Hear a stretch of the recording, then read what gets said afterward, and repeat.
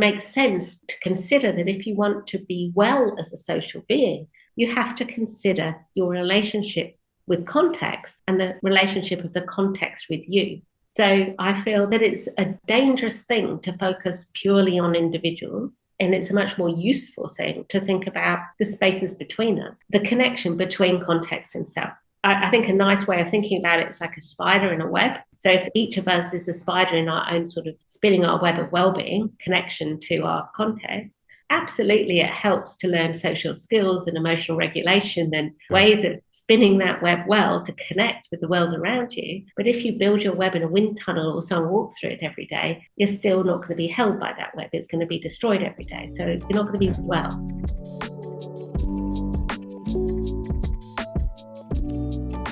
So in other words, we are predicting the future of that child's brain growth above and beyond anything we ever knew predicts brain growth, like IQ, based on the way the kid engages with meaning making around complex social stories. You know, it's a powerful statement for the role of the person and their own dispositions to think in these ways, which I should say all the kids did it at least some. So all kids could do it, right? And then it's their disposition of mind, which is driving them to interpret the world in particular ways and to work at trying to make sense of what they see and who they are in that space. And as they do that, they're growing themselves. And as they're growing themselves, they're also growing a kind of neural stability, which produces well-being and a capacity to manage yourself in a relationship.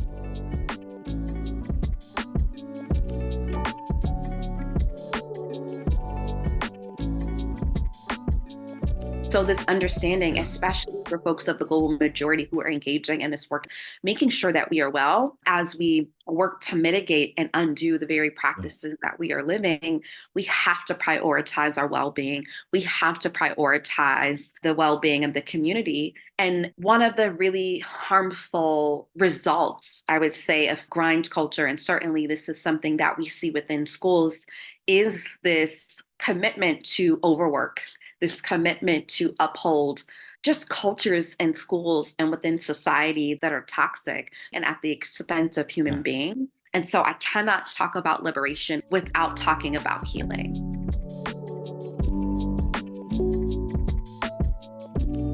Bildung comes from Anstoß, pushbacks. So whenever you sort of bump your head against the world and it's like, ouch, I didn't see that one coming, or damn it, what an idiot I've been, that is when the Bildung happens. So if you go through life and everything is just like when they play curling and everything is swiped away in front of you, you won't have a lot of Bildung. But if you have struggles and things don't happen the way that you thought they would or hoped they would, that is when the Bildung happens.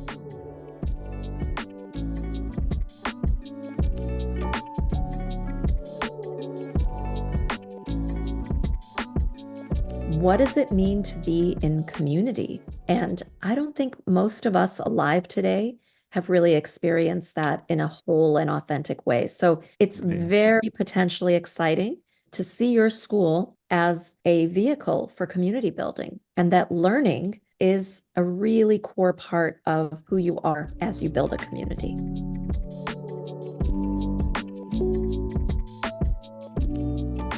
So the role of the teacher, instead of it being the authority in a certain discipline, would be the role of somebody who can help facilitate the metabolizing of everything that's going on, cognitively, emotionally, and relationally, and redirect that towards responsibility.